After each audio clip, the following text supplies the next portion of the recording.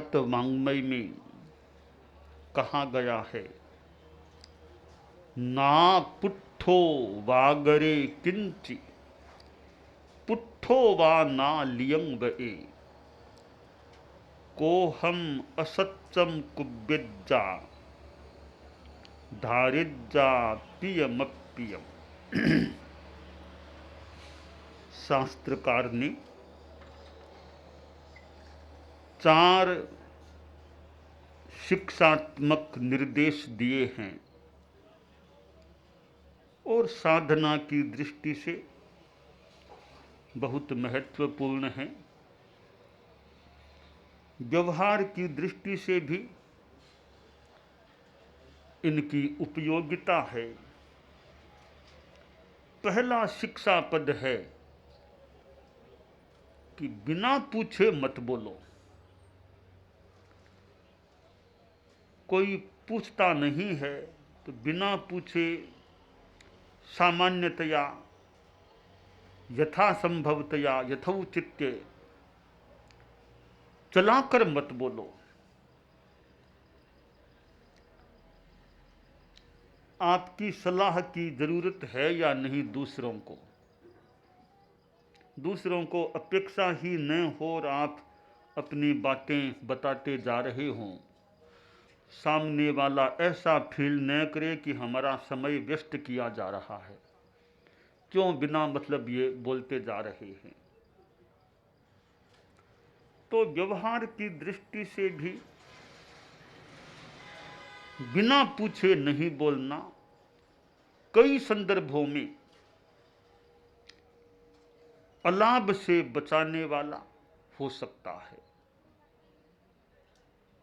एक वाणी संयम की दृष्टि से भी सुंदर एक शिक्षा है कि बिना पूछे मत बोलो। दूसरा शिक्षा पद है पुट्ठो वा नालियम वै। कोई तुमसे कोई बात पूछे तो झूठ मत बोलो, गलत बात मत कहो। अलीकम मृषा, मृषा मत बोलो।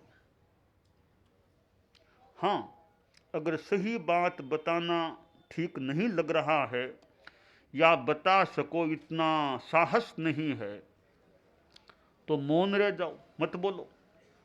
बोलो तो सही बोलो।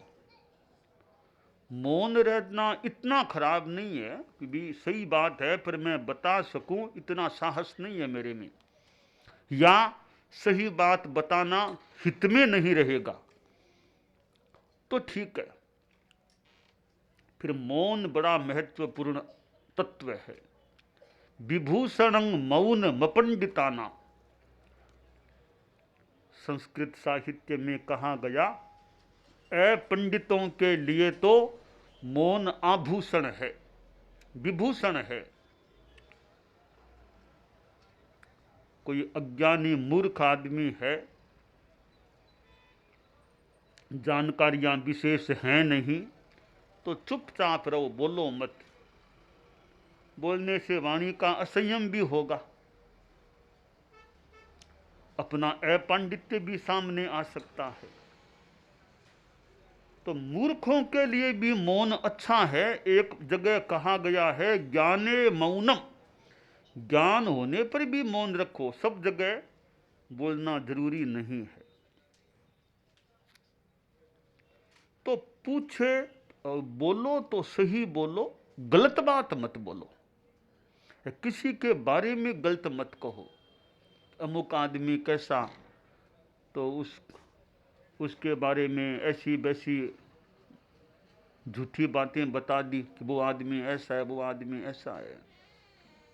अरे तुम कैसे हो, वो तो है वैसा, तुम कैसे हो, मैं कैसा हूं। किसी के प्रति गलत धारणा बनवाने का प्रयास नहीं करना चाहिए।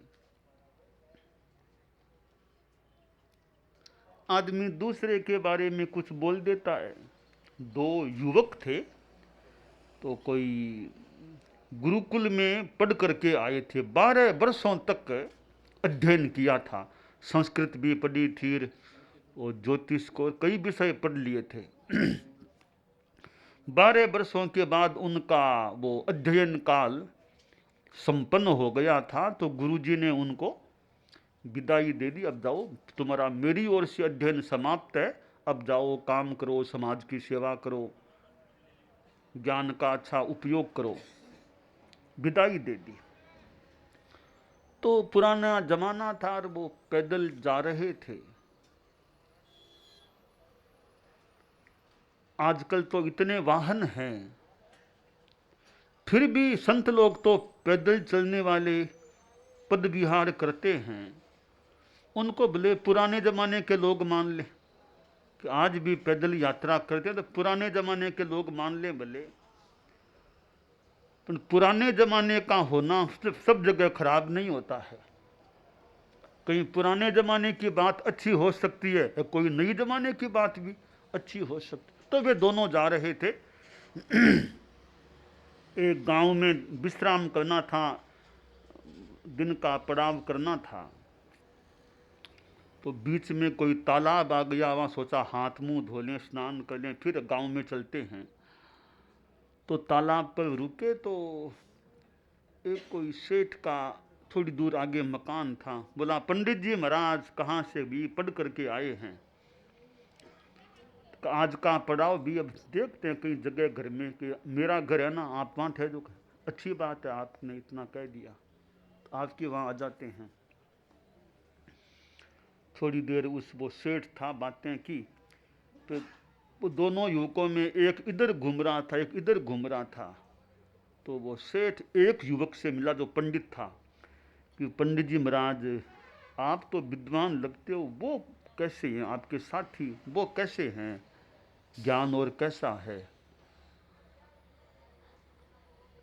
बस कैसा क्या बताऊं, बना बनाया गधा, बस बना बना गधा आदमी है, जानता कुछ नहीं, फालतू पंडित करता है, आपने ज़्यादा ज्ञान नहीं है उसमें, गधा आदमी है। अच्छा, हाँ वो मेरा साथी है, मैं जानता हूँ, ज़्यादा कोई इसमें विद्वत्ता नहीं है। थोड़ी देर बाद वो उस पंडित के पास भी गया कि पंडित जी महाराज आपका ज्ञान लगता तो ठीक ही है, आपके बारे में वो कैसा ऐसा बोल देता है, बोल रहा है, वो कैसा आदमी है? अरे ठीक है, वो तो गोदा है, गोदा बना बनाया गोदा आदमी है, क्या कुछ नहीं है, उससे सावधान रहने में लाभ है। ठीक है भाई। दोनों का स्नान वगैरह हो गया तो कहा, पंडित जी आज दोनों पधारिया, आज मेरे घर में ही पड़ाव करो। कहाँ से आते हैं ना। तो वो सेठ के वो बड़ा मकान था, 2 कमरे थे कि भाई 2 कमरे बाहर हैं, आप यहीं रुक जाओ, यहीं आपके भोजन की सारी व्यवस्था हो जाएगी। तो दोनों को एक एक कमरा दे दिया। फिर कहा भोजन तो आप दोनों साथ ही करेंगे, हम दोनों साथ ही खाना खाएंगे, तो एक जगह दोनों को बिठा दिया, या मैं खाना लाता हूँ। तो वो शेर थोड़ा सा विनोदी आदमी, जो कुछ भी अपने ढंग का ही था, तो जिसके लिए कहा गया था कि गधा है, उसके लिए गधे के लायक भोजन ला के रख दिया वहाँ। जिसके लिए कहा गोदा, तो गोदे के लायक खाना वो ला के रख दिया। तो सेठ जी ये क्या किया, क्या करते हो आप इसे, क्या मजाक करते हो? कि महाराज मैंने क्या मजाक की, जैसा मुझे परिचय मिला वैसा मैंने भोजन दे दिया आपको। आपके बारे में इन्होंने कहा था कि बना बनाया गधा आदमी है, तो मैंने गधे के लायक चीजें रख दी। इन आपके लिए कहा कि गोदा है, तो मैंने गोदे की योग्य चीजें रख दी। तब दोनों को पता चला, हमने दोनों को एक दूसरे के बारे में निंदात्मक बातें की, उसका परिणाम है ऐसा भोजन रखा गया है। सेठ जी बोले, मैं भोजन तो मूल तो बाद में ला ही रहा हूं, पर आपको कहना चाहता हूं, आप में दोनों में एक दूसरे के प्रति यह क्या भावना भरी हुई है। आप इसको गधा बोलते हो, वो आपको गोदा बोलता है। काफी समानता है, गधा और गोधा काफी दोनों में समानता भी है, गधा और गोदा। तो दोनों को शिक्षा मिली कि एक दूसरे के बारे में फालतू बातें नहीं करनी चाहिए। तो शास्त्रकार ने कहा, पुट्ठो वा नालियम, पूछे कोई तो गलत मत बोलो, किसी के बारे में झूठी बातें मत बोलो। तीसरी बात बताई है, को हम असत्यम कुब्बेजा। आदमी को कई बार गुस्सा भी मन में आ सकता है, तो गुस्से को अस्तित्वहीन बनाने का प्रयास करें, गुस्से को विफल असफल करने का प्रयास करें। असफल कैसे करें? देखिए, मन में थोड़ा गुस्सा तो आ गया है, आपके प्रति गुस्सा मुझे आ गया मान लो, अब मेरा क्या धर्म है, थोड़ा मन में तो आ गया, कम से कम वाणी में तो नहीं लाऊं ना गुस्से को। आपको इनके प्रति गुस्सा आ गया, मन में आ गया, हाथ तो मत उठाओ ना, कम से कम हाथ मत उठाओ। तो यानी हाथ उठा लिया तो आपका गुस्सा सफल हो जाएगा। आपने हाथ नहीं उठाया, थोड़ा समता से गुस्से को शांत करने का प्रयास किया तो आप सफल हो जाओगे। हम गुस्से को सफल न होने दें, हम सफल बनने का प्रयास करें। तो गुस्से में आकर हाथ उठाना, गाली देना, बकना करना, इसका मतलब हमने गुस्से को सफल बना दिया है। तो गुस्सा आ गया और थोड़ा दीर्घ श्वास आदि कुछ किया, कुछ जप आदि किया, गुस्सा शांत हो गया, इसका मतलब हम सफल हो गए हैं। तो गुस्सा सफल हो या हम सफल हो, यह हमें चुनाव करना है, सफल किसको बनाना है, गुस्से को या खुद को। तो को हम असत्यम कुब्बेजा, क्रोधम असत्यम कुरियात, उसको अस्तित्वहीन बनाए या असफल कर दे। चौथी शिक्षा दी गई है, धारिजा प्रियमप्रियम, धारण करो, प्रिय अप्रिय को धारण करो, गंभीरता रखो।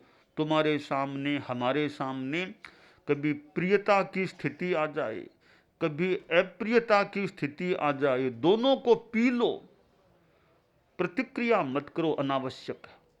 तो धारण कर लो, भीतर में ले जाओ। किसी की बात भी सुनी, बस भीतर में ले जाओ, हर बात को बाहर निकालने की अपेक्षा नहीं है। मैं आपके बारे में 50 बातें जानता हूं मान लो, पर मेरा धर्म नहीं कि बिना मतलब 50 बातें मैं आपके बारे में दूसरों को बताऊं। आचार्य भिक्षु थे, एक कोई अन्य संप्रदाय का साधु उनके पास आ गया, थोड़ी देर बातचीत की, वो साधु रवाना हो गया। तो भिक्षु स्वामी के शिष्य ने पूछा कि गुरुदेव, वो साधु आपके पास क्यों आया था, क्या बात करके गया है? तो स्वामी जी ने इतना फरमा दिया कि वो साधु कोई आलोचना प्रायश्चित करने के लिए, यानी मेरे से आलोचना प्रायश्चित करके गया है। ठीक है, बता दिया। अब वो शिष्य आगे क्या पूछता है कि गुरुदेव, उन्होंने कौन से दोष की आलोचना प्रायश्चित किया आपसे? स्वामी जी ने कहा, यह बताना नहीं कल्पता, कौन से दोष का प्रायश्चित आलोचना, यह बताना नहीं कल्पता। तो मेरे बारे में आप 50 बातें जानते हो, आपके बारे में मैं 50 बातें जानता हूं, पर हमारा धर्म यह नहीं कि फालतू मैं आपकी बातें करूं, आप मेरी बातें करो, इससे क्या लाभ होगा? है आप जानते हो या मैं जानता हूं, कितनी उसमें यथार्थता है वो भी क्या पता है। सुनी सुनाई बातें हैं, आपके बारे में मैंने बहुत बातें सुन ली, पर कहने वाले ने कितनी सच कही, कितनी असत्य की, उसका भी क्या पता है। तो सुनी सुनाई बातों के आधार पर मैं आपके बारे में संतों को बोल दूं, अरे वो आदमी ऐसा, तो इसमें अच्छा ही नहीं। तो धारिजा प्रियमप्रियम, प्रिय अप्रिय स्थितियों को धारण कर लो, भीतर में ले जाओ, बाहर उड़ेलना, बाहर निकालना जरूरी नहीं होता है। और मेरी किसी ने निंदा भी कर दी तो मेरा धर्म है मैं शांति से पी जाऊं, गम खा जाऊं, कम खाना गम खाना नम जाना, तो गम खाना धर्म है। वापिस 2-4 सुनाने में कौन सी बड़ी बात होगी। किसी ने अनुकूलता की बातें कर दी, उसको भी पी दो, अपने बातों को, मेरी अपनी खुद की प्रशंसा करने का प्रयास फालतू क्यों करें। तो धारण कर लो, जो कुछ स्थिति आई भीतर में ले जाओ, दृष्टा भाव से देख लो, प्रतिक्रिया अनावश्यक नहीं करनी चाहिए। रिएक्शन, एक्शन नो रिएक्शन, हर चीज की प्रतिक्रिया नहीं करनी चाहिए। प्रेक्षा ध्यान की साधना में 5 सूत्रों में एक सूत्र है प्रतिक्रिया विरति।